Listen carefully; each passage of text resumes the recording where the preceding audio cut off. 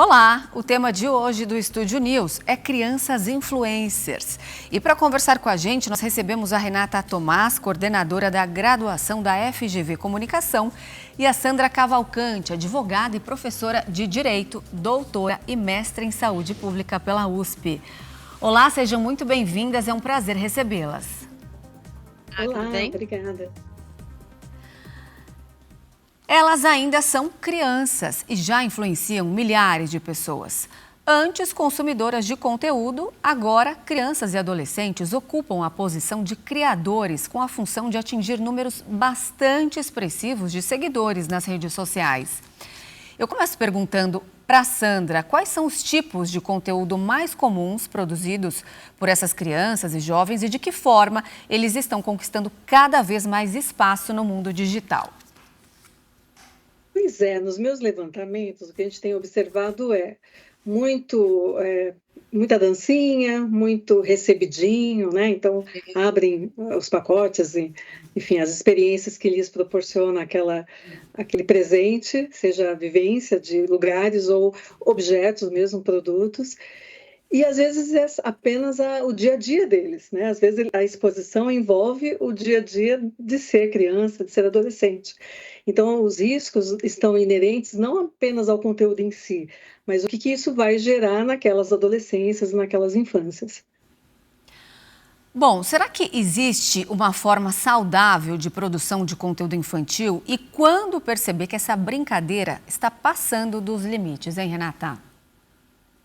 Bom, não sei, para além de saudável, né, acho importante a gente dizer que existe uma produção legítima, né? As crianças, elas como indivíduos, como sujeitos, elas querem se autoexpressar. Então, elas também estão exercendo um direito, o direito de liberdade de expressão.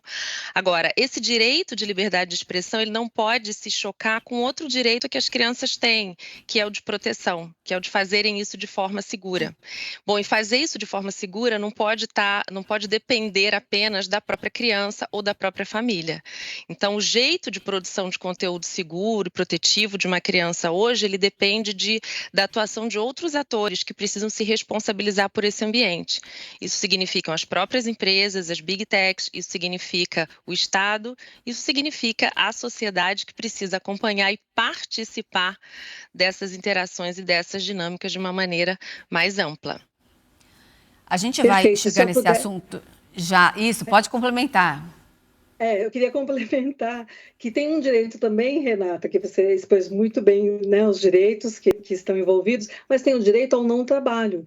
Então, na Constituição também tem o direito a não trabalhar antes da idade mínima, que no Brasil é de 16 anos, exceto como aprendiz a partir de 14. Então, é um conflito de direitos constitucionais, tanto da liberdade de expressão quanto da proteção ao não trabalho. Só que nesse caldo todo, o que tem prioridade é essa proteção, essa infância, no melhor interesse dessa criança e adolescente. É por isso que é tão complexa a discussão.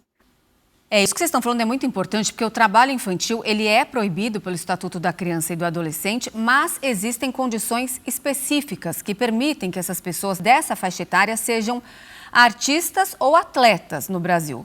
Fazer publicidade também não é mais permitido desde 2014, só que nós encontramos inúmeros vídeos de publicidade infantil de forma velada. É o que a gente vê no dia a dia. Uma criança está gravando ali um passeio com a família no shopping, por exemplo, entra numa loja, compra um brinquedo e depois em casa mostra abrindo a embalagem, brincando com aquilo que acabou de comprar. Ou seja, você não está falando compre isso agora, mas obviamente está estimulando a compra, não é isso? Quer começar, Renata? Você está fazendo, Renato, uma referência, né, à Resolução 63 do CONANDA, que vai considerar como abusiva toda comunicação mercadológica voltada para a criança. Quer dizer, isso inclui uma embalagem, isso inclui o uso de personagens, músicas, motivos, né, tudo aquilo que de alguma forma possa atrair a atenção da criança sem que ela perceba que ela está sendo alvo de uma comunicação mercadológica. E como você bem exemplificou, muitos desses conteúdos, embora eles não estejam identificados como deveriam, né, eles estão ali exatamente fazendo esse tipo de atração, e isso é abusivo. E o Código de Defesa do Consumidor no Brasil vai dizer que toda publicidade abusiva é proibida. Por isso que a gente precisa ensinar, por isso que a gente precisa falar sobre isso, para que para a gente, né, que é adulto, muitas vezes é difícil de identificar um conteúdo publicitário, imagina para uma criança que ainda está construindo todo o repertório dela. Então, é muito importante que a gente dissemine esse tipo de entendimento para que as crianças, né, consigam exercer esse direito de não serem interpeladas mercadologicamente. De acordo com o relatório da Organização de Proteção à Criança, TORN, cerca de 40% das crianças menores de 13 anos afirmaram já ter usado o Instagram, apesar da plataforma ser destinada apenas a pessoas acima dessa idade. Embora pais e educadores tenham um papel fundamental para aumentar a alfabetização das crianças em mídias sociais, as plataformas digitais e as empresas, claro, também devem se engajar. Esse é um debate muito presente hoje em dia. Há uma clara necessidade de regulamentação neste espaço. Renata, como seria uma regulamentação eficaz na sua avaliação? Olha, primeiro eu acho que isso é fundamental, acho que de fato, se a gente está falando de criança, a gente está falando necessariamente do artigo 227, que diz que é dever do Estado, da família e de toda a sociedade se responsabilizar para que as crianças e os adolescentes tenham todos os seus direitos atendidos. Então, a gente precisa, se há uma multiplicidade de atores que respondam por isso, que exerçam isso, né, não dá para um ator simplesmente decidir como que essa experiência das crianças vai acontecer nesses ambientes, né? Quer dizer, mais gente, mais atores precisam participar dessa discussão, precisam definir como é que vai ser essa experiência, como é que ela vai ser regulada. E sobre isso, eu acho que tem dois aspectos que precisam ser considerados quando a gente fala de regulação. O primeiro deles é que o melhor interesse da criança precisa ser pontuado. Quer dizer, o que vai ser feito, as políticas, os termos de uso, aquilo que vai ser criado, aquilo que vai ser proposto, precisa considerar o melhor interesse da criança e não o melhor interesse da plataforma, o melhor interesse do modelo de negócio, mas o dela. E a segunda coisa que precisa ser considerada são as multiplicidades das infâncias, né?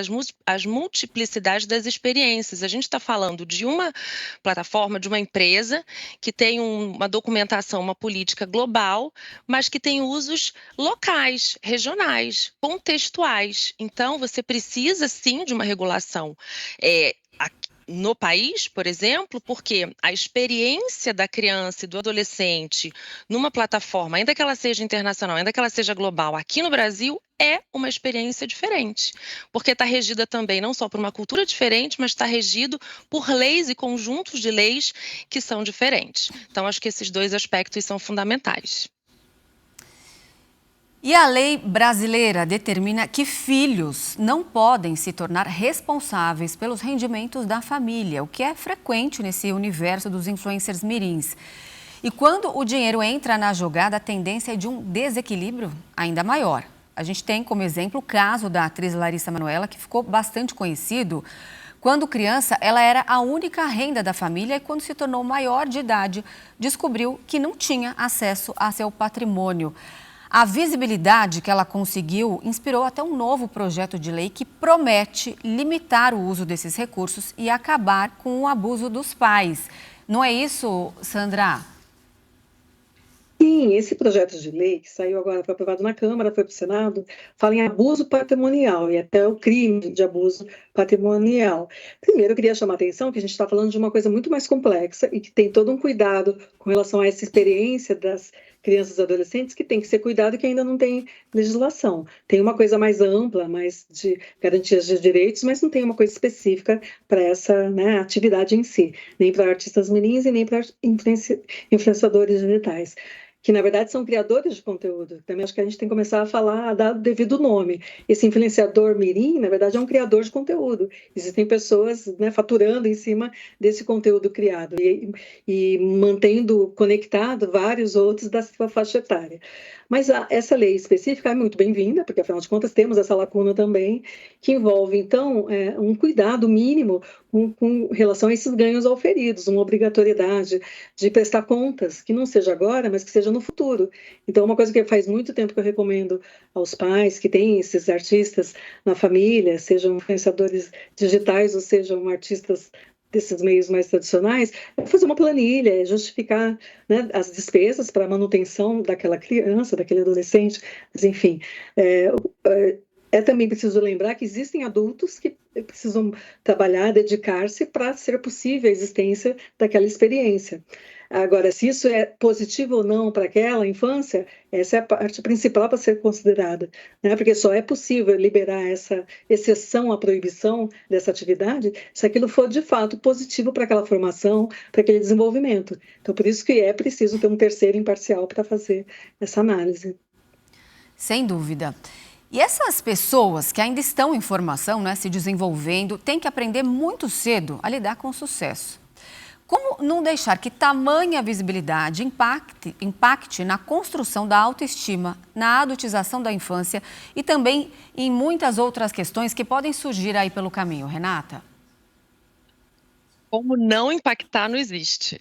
Não tem como essa experiência não impactar no cotidiano das crianças, tanto as que estão produzindo como as que estão consumindo esses conteúdos, né? Como essas que estão acompanhando a narrativa, os relatos dessas crianças que estão exibindo de alguma forma fama, visibilidade. Quer dizer, aquilo que a experiência da fama, a experiência de ser muito conhecido, ela é uma experiência que afeta a nossa subjetividade, ou seja, a produção daquilo que a gente é, o modo como a gente se coloca no mundo, né? Então, eu saber que muitas pessoas estão me vendo, estão me acompanhando, isso interfere diretamente no modo como eu falo, no modo como eu me visto, no modo como eu pretendo ser conhecido, né, ser identificado. Então, a gente está falando de uma experiência de infância que é protegida, mas que está sendo atravessada por essas outras experiências, por essas outras especificidades que são trazidas nesse contexto de alta visibilidade, né? Uma das coisas que a gente pode ressaltar é a impossibilidade de essas crianças e as suas famílias, por exemplo, controlarem aquilo que vai ser dito sobre aquela criança, sobre aquele adolescente. Por mais que você seja cuidadoso nas narrativas, nas imagens, nos termos, na roupa, na apresentação, você não tem como controlar o que as pessoas vão dizer a seu respeito. E essas outras narrativas, elas vão circular e elas vão participar e compor aquilo que vai te identificar no mundo.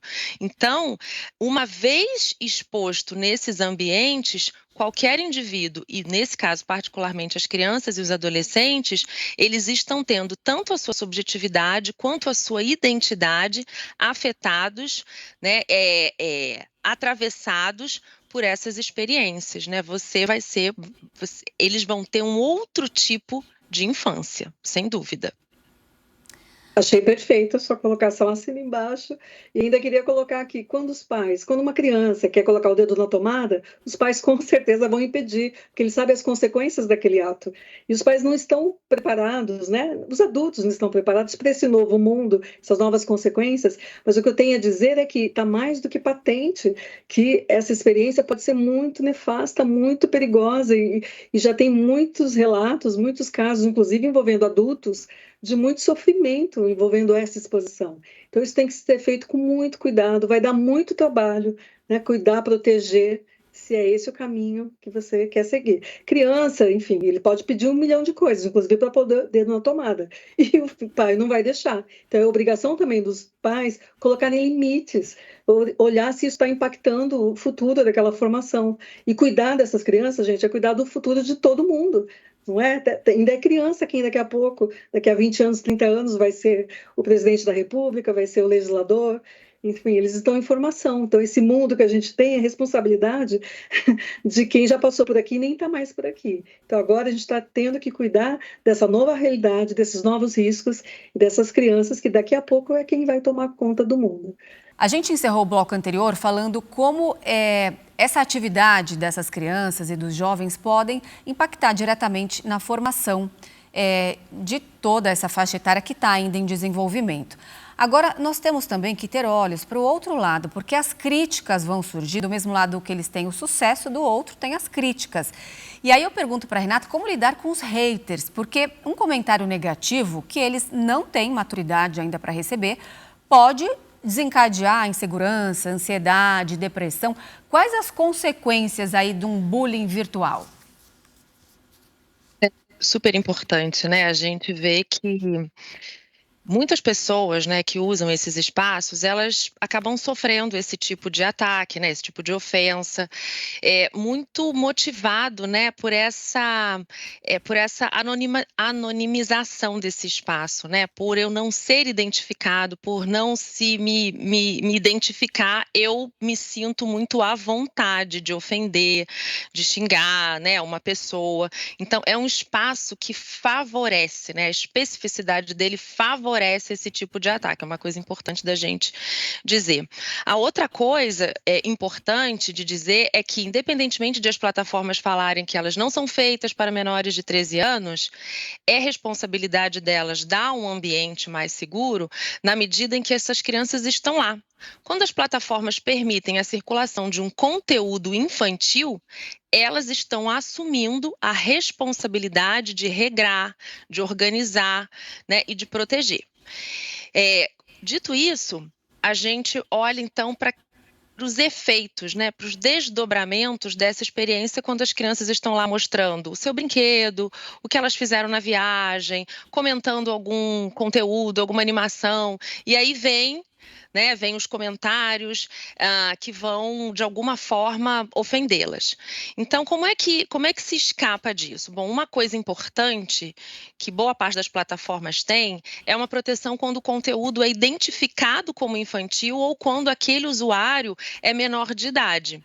Então, é muito importante para as pessoas, para os adolescentes de mais de 13 anos que estão utilizando esses espaços, que eles, de fato, sejam identificados com a idade correta. Porque quando essa idade é identificada de forma correta, eles são protegidos de alguma forma desse tipo de interação. E quando o conteúdo é identificado como um conteúdo infantil, ele também é protegido de algumas interações.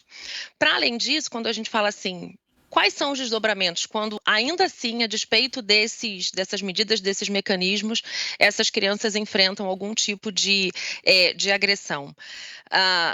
Para além do sofrimento psíquico, né, que essas pessoas vão enfrentar, as suas famílias, a gente sabe que o bullying ele vai produzir uma narrativa sobre aquele indivíduo, né? Então, as pessoas ou aquelas crianças, elas vão ser identificadas de uma forma que elas não querem, que elas não esperam, né? Elas ficam marcadas por aquilo. E é muito difícil para uma criança que está construindo um repertório por meio do qual ela vai se dizer no mundo, lidar com esses elementos e esses fatores, esses pontos, né? Então, se uma criança, se ela está aprendendo sobre quem ela é, o que ela sabe fazer, se ela é bonita ou não, né? E ela tem que lidar com todas aquelas informações, ela não tem experiência, ela não tem repertório para elaborar. Então, isso pode fazer fraturas, né? Isso pode trazer fraturas muito profundas na identidade delas e no modo como elas vão se entender como indivíduos, como seres humanos no seu dia a dia. Então, a gente precisa protegê-las desse tipo de experiência. Sandra, você acredita ser necessário que os pais tenham algum tipo de acompanhamento para que eles entendam como orientar, gerenciar a rotina e, claro, preservar essa criança? Sem dúvida, acho que está demorando. A gente precisa de políticas públicas, de educação para pais, para adolescentes, para todo mundo, porque já existem mecanismos, tanto nas próprias plataformas de bloquear, quanto judicialmente. Então, não dá mais para ficar invisível. É possível, tecnicamente, localizar de onde é que saiu aquela mensagem, quem postou, qual a máquina de onde saiu aquela informação. Então, é possível. Agora, precisa ser denunciado. Já existe uma estrutura, inclusive no nosso país, para investigar esse tipo de crime cometido pela internet. Então, não pode ficar em silêncio. Acho que é até um bom caminho para começar a formar esses cidadãos digitais críticos e protegidos, Como é que faz para se defender das ameaças, dos absurdos que têm acontecido nesse mundo digital? Então, lógico, a depender da idade, os pais é que vão ter que preservar, acompanhar e denunciar se for o caso. Não tem jeito, eu sou da área jurídica, então eu vejo que é preciso usar o que a gente já tem construído de proteção dessas infâncias. O que acontece é que as pessoas não conhecem. E também está falhando a própria estrutura governamental de poder, construir mecanismos. Não vou colocar a culpa nas pessoas, a culpa é dessa estrutura que está, enfim, expondo tantos, e tão vulneráveis e privilegiando, prestigiando outros tão poderosos. Então, é preciso, sim, essa divulgação, por isso vocês estão de parabéns de poder trazer esse assunto aqui para um instrumento público que vai chegar na casa de muita gente. Sobre isso, acho importante... Desculpa, acho importante, Renata, destacar o lançamento recente do Guia de Telas, feito pela Secretaria de Comunicação da Presidência da República, porque esse documento é um documento pedagógico, é um documento bastante acessível, de linguagem bastante acessível, que tanto crianças e adolescentes podem utilizar para poder identificar formas de se proteger nesses ambientes, quanto os pais podem ler, podem acessar e também criar formas, de proteger seus filhos e suas filhas nesses ambientes. Sem dúvida. Agora, outro ponto muito importante é perceber se a vontade de se expor realmente do filho é do filho ou se é algo que foi ali plantado pelos pais. Quais os sinais de que uma criança pode estar sofrendo com essa exposição? Renata? Olha, eu acho que tem uma coisa que é mais importante do que como é que a gente identifica se uma criança, se ela está ali porque é vontade dela ou porque é vontade da família dela, uma expectativa. Eu acho que é uma coisa muito difícil da gente identificar. Na minha pesquisa de doutorado mesmo, eu entrevistei muitas crianças, muitas famílias e vários pais e várias mães falavam, eu não quero ela aqui, eu não gostaria, mas ela fica me pedindo, E vi várias crianças, e o contrário também, vi várias mães super curtindo, gostando daquilo. Mas eu acho que independentemente de ser vontade da criança ou não, ela precisa ser protegida. O fato de uma criança querer fazer uma coisa não deve ser suficiente para que ela o faça, considerando que é nossa responsabilidade responder pelos efeitos que essa decisão tem sobre a vida dela. Então, ela quer muito, mas é um ambiente seguro? Ou aquilo que ela quer fazer tem condições, tem termos seguros para que ela exerça aquela atividade? É essa que é a nossa responsabilidade, Ela está se expondo? Ela está se expondo porque ela gosta, porque ela quer. Mas se ela está se expondo a riscos e a perigos, ainda que ela queira, é nosso dever proteger e fazer as devidas, acionar os devidos mecanismos e dispositivos na lei, na sociedade, nas políticas públicas, para que ela não faça se aquilo a expõe.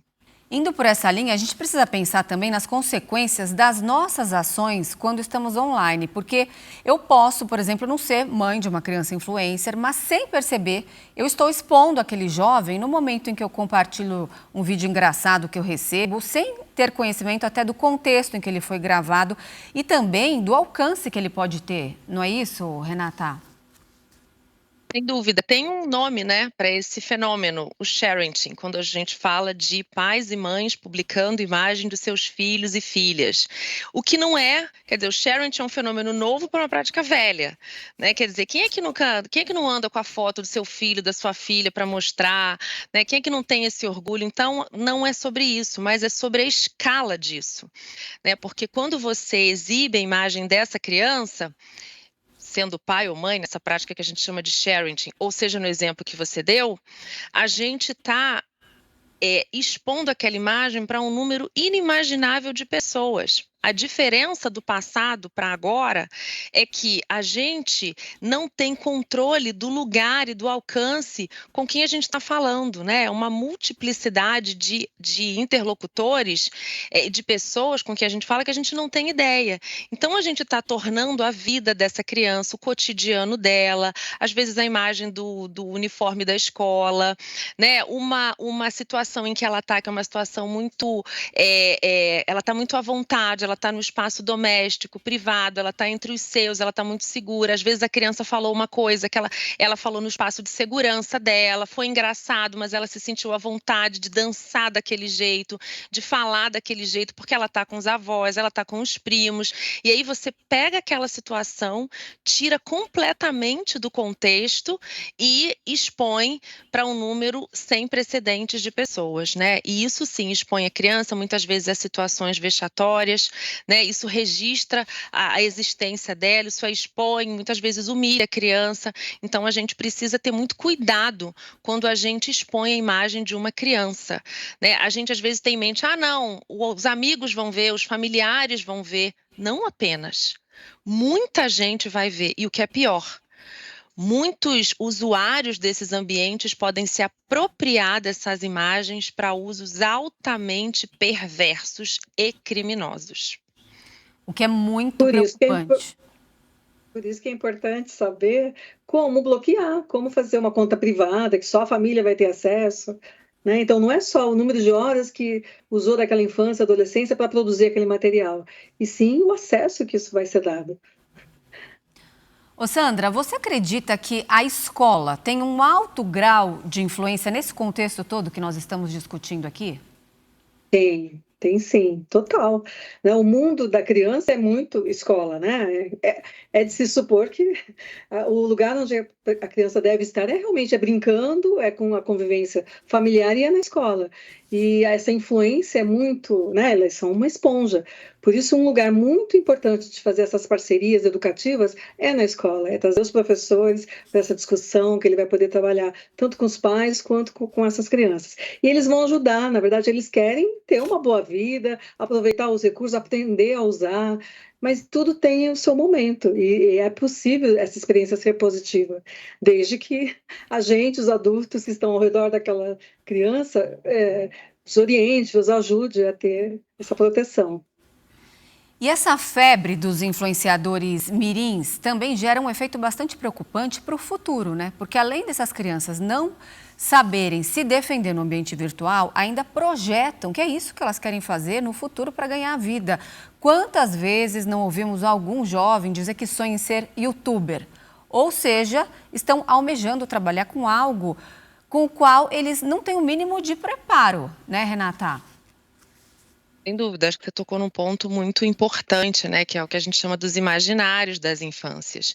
Então, quando a gente começa a produzir muita imagem, muita ideia, né, muitos exemplos desse tipo de experiência, pode dar a impressão para as outras crianças de que é muito fácil isso, de que é muito acessível esse tipo de vida de enriquecer, ficar famoso, conseguir grandes parcerias, e isso altera, né, o nosso modo de pensar a infância. A gente levou alguns séculos e não foi fácil para a gente construir uma compreensão da sociedade de que criança não trabalha, porque elas já tiveram essa experiência. Então, foi difícil, foi custoso para a sociedade moderna construir esse entendimento e conquistar esse direito de a criança não trabalhar. E quando eu começo a propagar esse tipo de imagem de criança ganhando dinheiro, eu tô de alguma forma fraturando essa compreensão, né? Eu tô abrindo espaço para um outro imaginário. Qual? A criança ganha dinheiro sim, criança pode trabalhar sim, criança pode trazer dinheiro para casa sim. Então a gente acaba correndo risco, né? Se a gente não não tensiona, né? Se a gente não olha, né, não tem uma perspectiva crítica desses conteúdos, a gente pode estar criando um ambiente, né? A gente pode estar, de fato, contribuindo para fraturar essa compreensão e essa mentalidade que garante o direito de as crianças terem esses primeiros anos da vida para se constituírem subjetivamente, para construírem suas identidades, para aprenderem, para absorverem o que elas precisam. Não significa que elas não vão se autoexpressar. Não significa que elas não vão ter acesso à comunicação, à informação, mas significa que a gente precisa zelar para que esse tipo de imaginário não crie conflitos e não dissolva esse direito que a gente levou tanto tempo para construir, que é o de a criança, que é o direito de a criança não trabalhar. Eu agradeço imensamente a presença de vocês duas aqui. Afinal de contas, nós estamos falando aí de um terreno movediço, né? Onde a fronteira entre o razoável e o contraindicado é muito tênue. Por isso que é um assunto que merece destaque, atenção constante. Foi um prazer. Até a próxima. Tchau, tchau. Obrigada. Prazer, Renata. Obrigada, gente. Prazer. O Estúdio News de hoje fica por aqui. Eu conversei com a Renata Tomás, coordenadora da graduação da FGV Comunicação, e a Sandra Cavalcante, advogada e professora de Direito, doutora e mestre em Saúde Pública pela USP. Lembrando que você já pode acompanhar essa entrevista pelo nosso canal no YouTube, no Play Plus, e também pelo nosso podcast disponível no Spotify e no Deezer. Eu espero você no próximo programa. Até lá!